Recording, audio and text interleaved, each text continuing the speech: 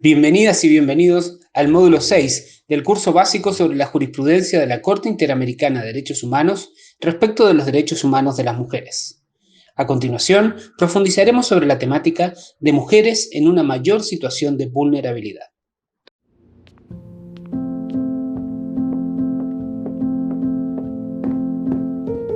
Cuando sea grande, quiero ser la mejor bailarina del mundo. Vos podés. 1, 2. Quiero ser una gran cocinera. Vos vas a poder. Yo, corredora de autos. Seguro podés. Yo quiero defender los derechos de los trabajadores y las trabajadoras. Vos podés. Yo quiero proteger a mi país. Vos podés. DJ. Quiero informar. Yo quiero ser vicepresidenta. Si querés, vas a ser presidenta. Generación Igualdad. Generación Igualdad. Generación Igualdad. Generación Igualdad.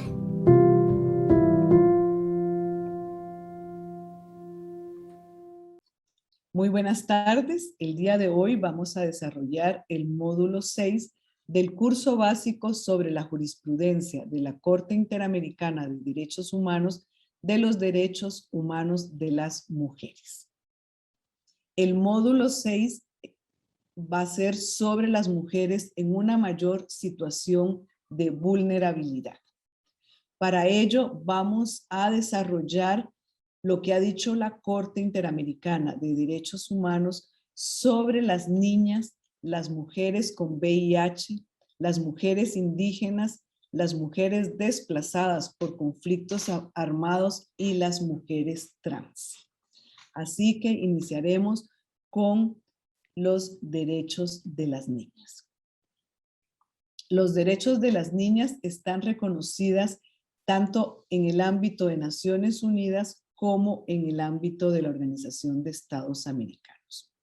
En el ámbito de Naciones Unidas tenemos la Declaración Universal de Derechos Humanos, tenemos una convención específica sobre derechos del niño de 1989, algo que todavía no tenemos en el sistema interamericano.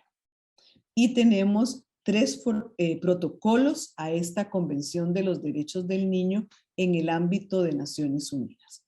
Uno sobre la venta de niños, la prostitución infantil y la utilización en la pornografía. La segunda es la participación de los niños y niñas en los conflictos armados y la tercer protocolo es para establecer procedimiento de comunicaciones, es decir, cómo presentar quejas ante el Comité de los Derechos de los Niños y las Niñas. En el marco de la OEA, si bien es cierto, no tenemos una convención específica sobre derechos de los niños y las niñas, sus derechos sí están protegidos tanto en la Declaración Americana sobre Derechos y Deberes del Hombre, la Convención Americana sobre Derechos Humanos, el protocolo a la Convención Americana, conocido como Protocolo de San Salvador, sobre derechos económicos, sociales y culturales, y la Convención Interamericana para prevenir, sancionar y erradicar la violencia contra la mujer, Convención de Belém de Pará, hace mención específica a las niñas. Así también la Convención Interamericana sobre Desaparición Forzada. En el sistema interamericano tenemos varios informes temáticos que ha elaborado la Comisión Interamericana de Derechos Humanos sobre los derechos de los niños y niñas, sobre crimen organizado, sobre cuidado alternativo, sobre las garantías de los derechos humanos, sobre la violencia que sufren las niñas también. Y la Corte Interamericana de Derechos Humanos también ha desarrollado jurisprudencia muy valiosa y que hemos ido viendo en los módulos anteriores. Así también 2 opiniones consultivas muy valiosas, la 17 y la 21. La 17 es sobre la condición jurídica y derechos humanos de los niños y niñas y la 21 opinión consultiva 21 es sobre los derechos y garantías de los niños y niñas en el contexto de la migración y o necesidad de protección internacional.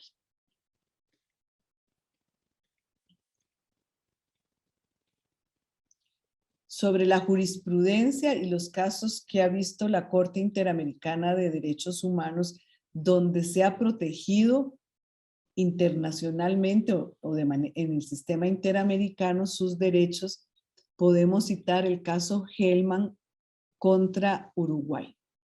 En este caso, una de las víctimas era la hija de María Claudia García y Marcelo Hellman, que fue entregada por sus captores cuando recién nació, y ella tuvo que pasar 23 años antes de conocer su verdadera identidad. En este caso, la Corte Interamericana de Derechos Humanos señaló que las niñas son sujetos titulares de derechos humanos. No son objeto de protección, sino sujetos de derechos. Además, que ejercen sus derechos de manera progresiva a medida que desarrollan un mayor nivel de autonomía personal. En su primera infancia, las niñas actúan en un sentido por conducto de sus familiares y en consecuencia la separación de un niño o niña de sus familiares implica necesariamente un menoscabo en el ejercicio de sus derechos fundamentales. En este mismo caso Hellman, la Corte Interamericana señaló que las niñas y los niños ejercen su derecho de manera progresiva a medida, esto ya lo dije. También señaló que evidentemente hay una gran variedad en el grado de desarrollo físico e intelectual, en la experiencia y en la información que posee cada niña y niño.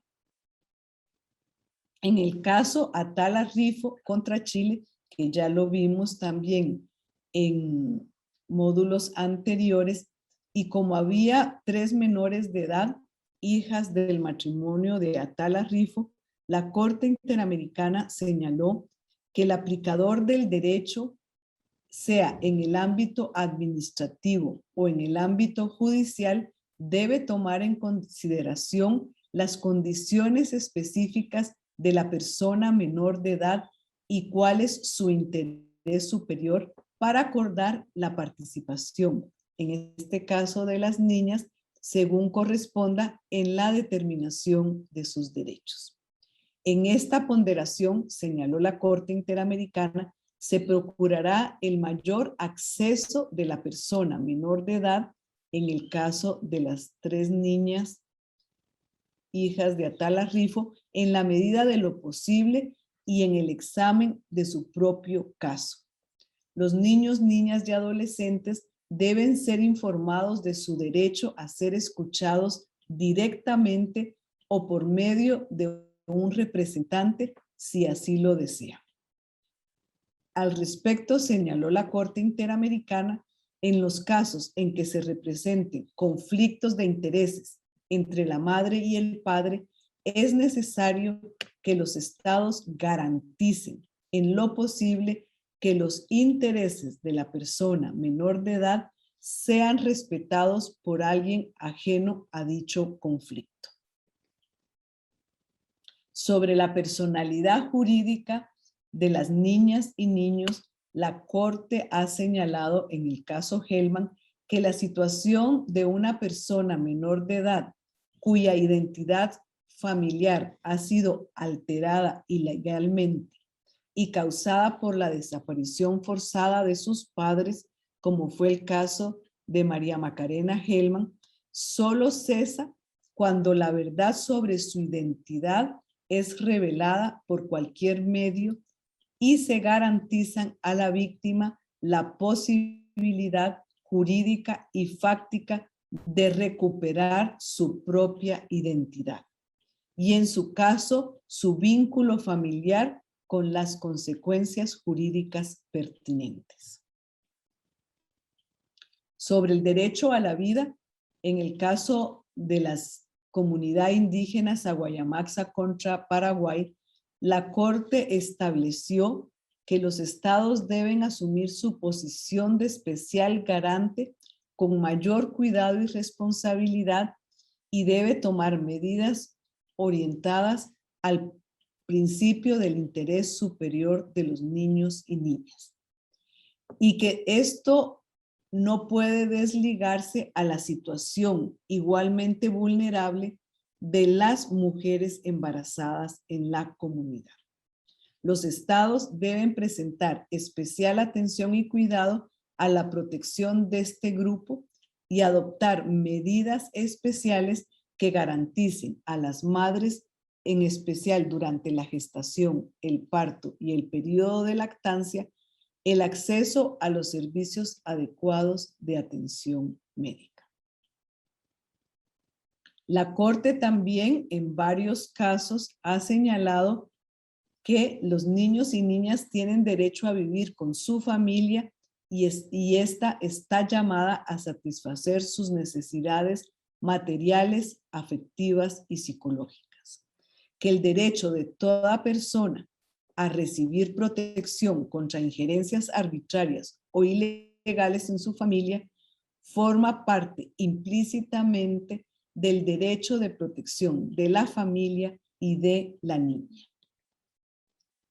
También la Corte Interamericana de Derechos Humanos, en el caso de 2 niñas menores de edad, que se conoce como el caso Niñas Yanni Bósico contra República Dominicana, señaló que el estatus migratorio de una persona no puede ser condición para el otorgamiento de la nacionalidad por el Estado, ya que su calidad migratoria no puede constituir de ninguna forma una justificación para privarla de su derecho a la nacionalidad y al goce y ejercicio de sus derechos. El estatus migratorio de una persona no se transmite a sus hijos. Pasaremos ahora a ver lo que la Corte Interamericana de Derechos Humanos ha dicho sobre las mujeres con VIH. La Corte se pronunció sobre los derechos de las mujeres con VIH en el caso Cusculpi Baral y otros contra Guatemala.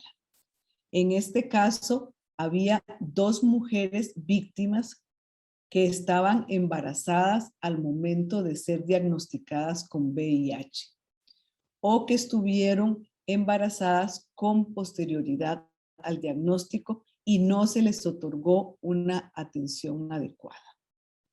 En este caso, Cusculpi Baral y otros contra Guatemala, la Corte señaló que la falta de una adecuada atención médica a mujeres en estado de embarazo o postembarazo son causas de alta mortalidad y morbilidad materna, por lo que los estados deben adoptar medidas de protección y asumir una posición especial de garantes y tomar medidas especiales orientadas en el principio superior de los niños y niñas para evitar la transmisión vertical del virus. La omisión estatal constituyó en el caso Cusculpi Baral una discriminación basada en género, ya que tuvo un impacto diferenciado en las víctimas y generó un riesgo de la transmisión vertical del VIH a sus hijos. La discriminación de las víctimas fue el producto de varios factores que interseccionaron. Eran mujeres embarazadas con VIH y estos se condicionaron de una manera para sufrir una discriminación específica. La Corte concluyó en este caso que el Estado de Guatemala es responsable por la violación de la discriminación en relación con la obligación de garantizar el derecho a la salud de las 2 víctimas, mujeres. También otro caso que la Corte ha visto sobre personas con VIH, sobre mujeres con VIH, es el caso González Yuy contra Ecuador, el cual ya también hemos mencionado anteriormente. Y aquí la Corte señaló el derecho a la educación de las personas con VIH, que el Estado tiene 3 obligaciones inherentes al derecho a la educación con relación a personas con VIH. Primero, el derecho a disponer de información oportuna y libre de prejuicios sobre el VIH y el SIDA. En segundo lugar, la prohibición de impedir el acceso a centros educativos a las personas con VIH. Y en tercer lugar, el derecho a que la educación promueva su inclusión y no discriminación dentro del entorno social. También en el caso González Yuy contra Ecuador, la Corte Interamericana de Derechos Humanos desarrolló la interseccionalidad que se dio sobre la discriminación. Este es el primer caso y la Corte señaló que la discriminación interseccional se da cuando múltiples factores interactúan para crear un riesgo o una carga de discriminación única y distinta. En el caso de Thalía González, confluyeron en forma interseccional múltiples factores de vulnerabilidad y de riesgo, de discriminación asociados a su condición de niña, de mujer, de ser una persona en situación de pobreza y una persona con VIH. La discriminación que sufrió Thalía no solo fue ocasionada por múltiples factores que se sumaron, sino que se derivó de una forma específica de discriminación que resultó de esta interseccionalidad de los factores. Es decir, que si uno de estos factores no hubiera existido, la discriminación habría tenido una naturaleza diferente. La Corte señaló que, en efecto, la pobreza le impactó en el acceso inicial a una atención de salud que no fue de calidad y que, por el contrario, le generó el contagio con VIH.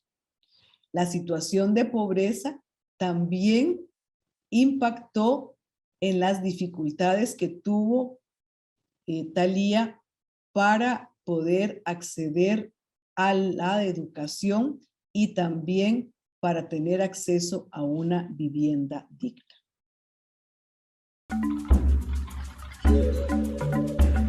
Macang angkan tu hontok lang cuing kala.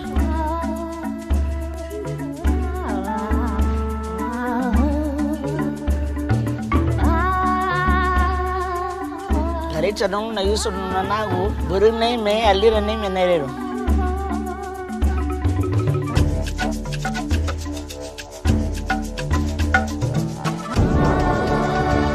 Waning kulub naktines lokoni utsakalak lintokpal.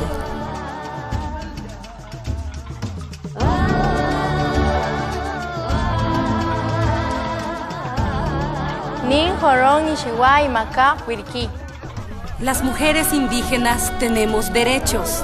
Exigimos que se cumplan. Pasaremos ahora a ver lo que la Corte Interamericana de Derechos Humanos ha desarrollado en su jurisprudencia sobre las mujeres indígenas. Ya analizamos el caso Rosendo Cantú contra México y en este caso la Corte Interamericana de Derechos Humanos señaló que se trataba de una mujer indígena que al momento de los hechos era menor de edad. Vivía en una zona montañosa aislada. Ella tuvo que caminar varias horas para recibir asistencia médica por las agresiones físicas sufridas y también tuvo que caminar largas horas para poder denunciar la violencia y violación sexual que sufrió y tuvo que hacerlo ante autoridades que no hablaban el idioma de ella y ella no dominaba el idioma español. La Corte señaló que hubo repercusiones negativas en su medio social y cultural, entre otros, un posible rechazo de la comunidad. Ella denunció y perseveró en su reclamo, sabiendo que en la zona en la que vive continuaba la presencia de militares, algunos de los cuales ella estaba imputando penalmente la comisión de un delito grave. En el caso Thieu Tô Hin contra Guatemala, un caso que sucedió en 1990, cuando efectivos del ejército y las PAC, que eran las patrullas de autodefensa civil, llegaron a un poblado de Chajul y capturaron a 86 residentes. Entre las personas capturadas se encontraba María Thieu Tô Hin, que en ese momento tenía 27 años, y su hija de 1 mes. Esa fue la última vez que se supo de ellas y sus familiares interpusieron una serie de recursos a fin de que se realizaran investigaciones y se sancionaran a los responsables, y lamentablemente no tuvieron éxito. Entonces, en este caso de María Thieu Tô Hin, la Corte Interamericana señaló que se debe garantizar el acceso a la justicia de todas las víctimas. En este caso, en tanto miembros del pueblo indígena maya, y que la investigación de los hechos se debió haber realizado con la debida diligencia, sin obstáculos y sin discriminación. El Estado debió asegurar que aquellas personas que presentaron las denuncias pudieran comprender y hacerse comprender en los procesos legales iniciados, facilitándoles intérpretes u otros medios eficaces. El Estado debió garantizar en la medida de lo posible que las víctimas del presente caso no tuvieran que hacer esfuerzos desmedidos o exagerados para acceder a los centros de administración de justicia encargados de la investigación. También en el caso Fernández Ortega y otros contra México, la Corte pudo constatar que del testimonio de la señora Fernández se desprendieron, primero, que hubo afectaciones a su integridad personal relativas al trato que recibió al interponer la denuncia ante las autoridades correspondientes. Y segundo, un sentimiento de profundo temor por la presencia de militares e impotencia relacionada con la falta de justicia en el caso. Para garantizar el acceso a la justicia, la Corte ha señalado que los miembros de las comunidades indígenas los estados deben otorgarles una protección efectiva que tome en cuenta sus propias particularidades, sus características económicas y sociales, así como la situación especial de vulnerabilidad en que se encuentran, también su derecho consuetudinario, sus valores, su uso y su costumbre. Los estados deben abstenerse de realizar acciones que de cualquier manera vayan a estar dirigidas de manera directa o indirecta a crear situaciones de discriminación, ya sea de jure, es decir, de derecho, o de facto. Pasaremos al siguiente punto, sobre las personas desplazadas por conflictos armados. En el caso de la masacre de las 2 R's, que ya también hemos hecho mención en módulos anteriores, la Corte señaló que durante el conflicto armado las mujeres fueron particularmente seleccionadas como víctimas de violencia sexual. Reiteró lo que ya había dicho en otros casos de masacres en Guatemala, como el caso de la masacre del Plan Sánchez, donde la Corte estableció como un hecho probado que la violación sexual de las mujeres fue una práctica del Estado, ejecutada en el contexto de las masacres y dirigida a destruir la dignidad de la mujer a nivel cultural, social, familiar e individual. En este caso, la Corte también tuvo por probado la falta de diligencia en la investigación, juzgamiento y la sanción de las personas responsables de la masacre de las 241 habitantes, entre quienes estaban niñas, niños, mujeres y hombres. Además, que la investigación seguida en la jurisdicción interna de Guatemala no se refirió a los hechos como la violencia contra las mujeres. Para finalizar, vamos a ver lo que la Corte Interamericana ha dicho sobre los derechos de las mujeres trans. La primera sentencia de la Corte Interamericana por la muerte de una mujer trans es el caso de Vicky Hernández contra Honduras. Ella era una mujer trans, trabajadora sexual, y era una reconocida activista dentro del colectivo Unidad Color Rosa. En el 2009, cuando se declaró el toque de queda en Honduras en el contexto del golpe de Estado, Vicky Hernández se encontraba con dos compañeras en la calle cuando una patrulla de policía intentó arrestarla. Las tres mujeres huyeron y se perdieron de vista. Al día siguiente, agentes de la Dirección Nacional de Investigación Criminal recibieron una comunicación del hallazgo del cuerpo de Vicky Hernández. Se concluyó como causa de la muerte una laceración cerebral por perforación de arma de fuego.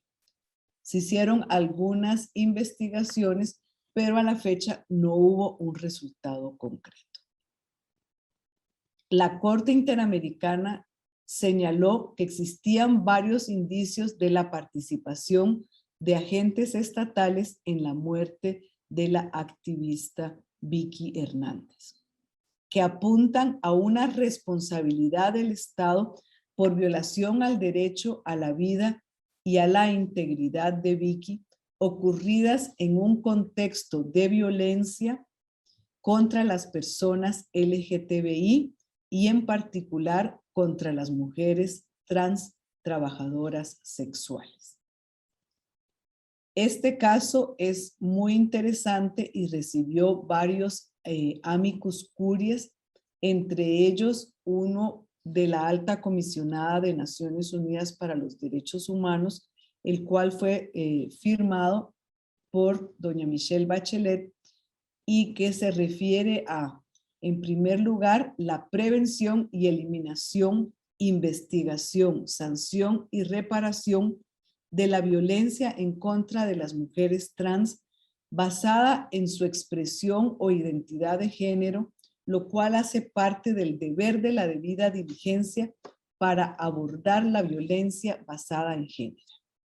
También el amicus curiae de la Alta Comisionada señaló que la protección, el respeto y garantía de los derechos a la igualdad y a la no discriminación implican el deber de la debida diligencia para prevenir, eliminar, investigar, sancionar y reparar la violencia por la expresión o identidad de género, incluyendo las obligaciones específicas de atender la discriminación interseccional. En este caso, la Corte Interamericana de Derechos Humanos señaló que es dable considerar que la identidad de género en determinadas circunstancias, como el caso Vicky Hernández, que se trata de una mujer trans, constituye un factor que puede contribuir de forma interseccional a una vulnerabilidad de las mujeres a la violencia basada en su género. En efecto, la Corte ha determinado que la orientación sexual y la identidad de género son categorías protegidas por la Convención Americana sobre Derechos Humanos y que está prohibida cualquier norma, acto o práctica discriminatoria basada en la orientación sexual o en la identidad de género de las personas. En este caso, además, fue muy relevante el hecho de que Vicky era una mujer trans trabajadora sexual con VIH y que desarrollaba actividades en defensa de los derechos de las mujeres trans. Estas características la pusieron a ella en una posición particular de vulnerabilidad donde confluyeron en forma interseccional múltiples factores de discriminación. En este caso, la Corte Interamericana señaló que los prejuicios personales y los estereotipos de género afectan la objetividad de los funcionarios estatales encargados de investigar las denuncias que se les presentan, influyendo en su percepción para determinar si ocurrió o no un hecho de violencia, en su evaluación de la credibilidad de los testigos y de la propia víctima. Los estereotipos, señaló la Corte, distorsionan las percepciones y dan lugar a decisiones basadas en creencias preconcebidas y en mitos, en lugar de los hechos, lo que a su vez puede dar lugar a la denegación de la justicia y también a la revictimización de las personas que denuncian.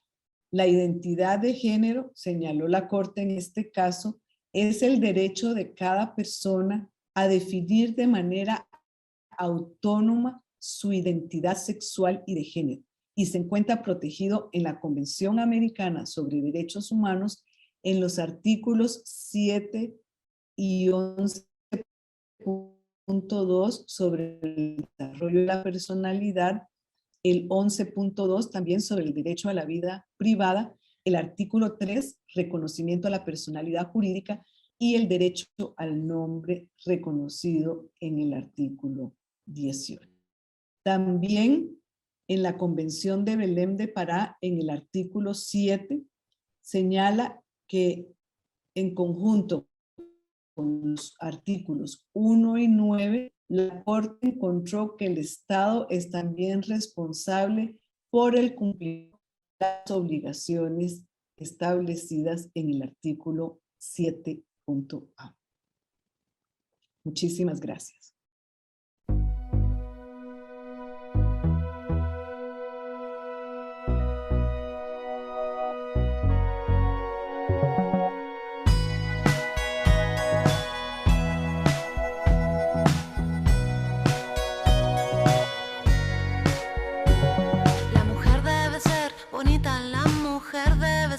Callada se mira y se toca y no dice nada.